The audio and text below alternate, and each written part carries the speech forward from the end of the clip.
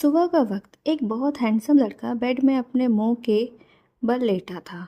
सूरज की रोशनी की वजह से वो अपना चेहरा दूसरी तरफ करता है। तभी उसके गालों पर किसी की होठों की छुअन महसूस होती है।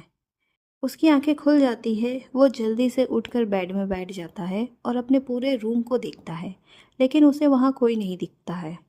फिर वो अपनी आंखें बंद करता है तो उसके होठों में किसी के होंठ महसूस होते हैं। फिर उसके कान में एक आवाज़ आती है, गुड मॉर्निंग हवी। और फिर उसके कान में वो लड़की फूंक देती है। वो लड़का मुस्कुरा देता है और अपनी आंखें खोलता है। उसके सामने एक सुंदर सी लड़की खड़ी होती है जो लाल साड़ी पहने खड़ी होती है।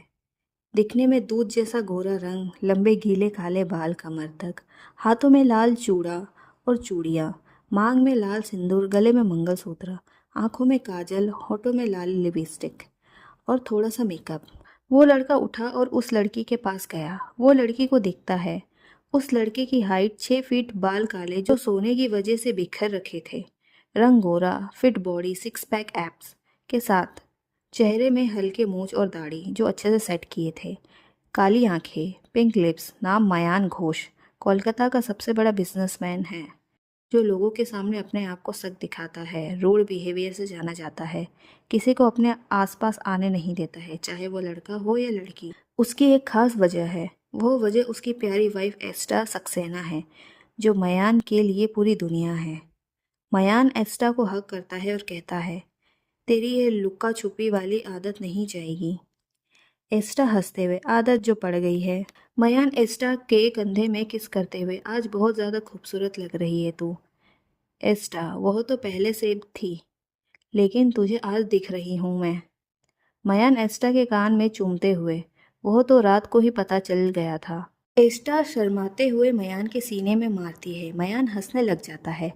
वह उसको टाइट हग करते हुए, इस पल के लिए हम दोनों ने कितना इंतजार किया है। एस्टा के आंखों से आंसू निकलकर मयान के सीने में गिर जाते हैं।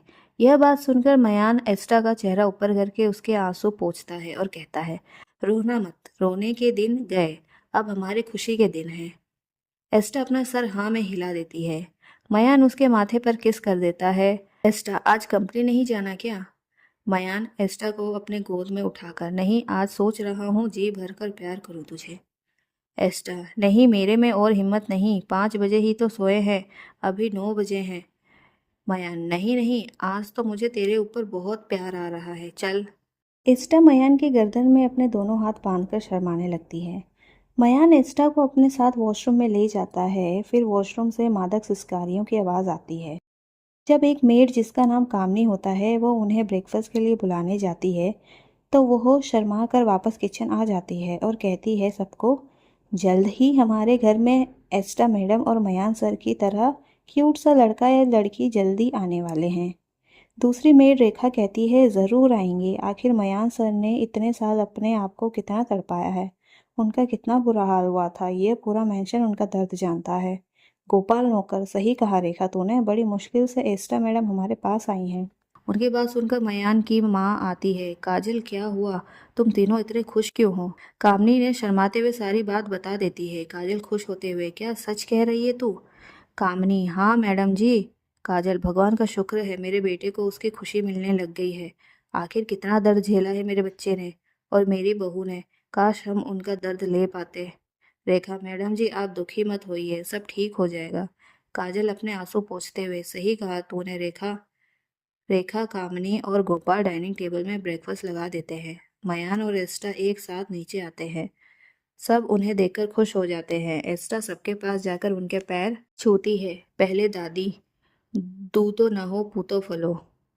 दादा, सदा सुहागन रहो। मयान की माँ, सदा सुहागन रहो। मयान के पापा, खुश रहो। कीर्ति, भाभी और खुशी से गले मिलती है। काजल एस्टा को किचन ले जाती है, पहले रसोई के लिए। एस्टा पहले गैस की पूजा करती है, फिर सबके लिए पूरी, हलवा, छोले बनाती है। बाकी काम खीर, मिठाई रेखा, कामनी और गोपाल बनाने लग जाते हैं। एस्टा उनकी थोड़ी बहुत मदद करती है। उसके बाद एस्टा, कामनी, रेखा और गोपाल ब्रेकफास्ट लगाते हैं। काजल भी सबको खाना परोसती है। कीर्ति एस्टा का हाथ पकड़कर एस्टा को अपने बगल में बिठा देती है और मयान एस्टा के सामने वो एस्टा को चोरी छिपे देखने लगता है। जो वहाँ बैठे सब नोटिस कर रहे थे और एक दूसरे को देखकर मन ही मन खुश हो रहे थे। कीर्ति, भाभी आपने आज का खाना बनाया है, बहुत टेस्टी है। और आप आज मेरे साथ शॉपिंग पर चलेंगे? एस्टा मयान को देखती है। कीर्ति, भाई आप बड़े गंदे हो, भाभी को आपसे हर चीज पूछना जरूरी है क्या? मयान, छोटी मैंने इसको कहाँ रोका है, लेकिन ये हमेशा हर चीज के लिए परमिशन लेती है। कीर्ति, भाभी आप मेरे साथ शॉपिंग जाओगे, भाई आपकी पनिशमेंट है, आप हमारा शॉपिंग बैग पकड़ोगे और हमें मॉल भी लेकर जाओगे। मयान, मॉल तो तेरा ही है, जो मर्जी ले, और सेल्स गर्ल से अपने सामान उठवाना, मुझे क्यों पनिशमेंट दे रही है? कीर्ति, क्योंकि आपके वजह से भाभी को परमिशन लेनी पड़ती है और आप सबके सामने परमिशन देते हो और बाद में पक्का डांटते होंगे भाभी को। मयान अपना सिर पीट लेता है और एक ब्रेड का टुकड़ा कीर्ति के मुंह में डाल देता है। कितना बकबक करती है ये लड़की। मयान की हरकत से सभी हंसने लगते हैं। तभी रेखा सबके लिए खीर लेकर आती है।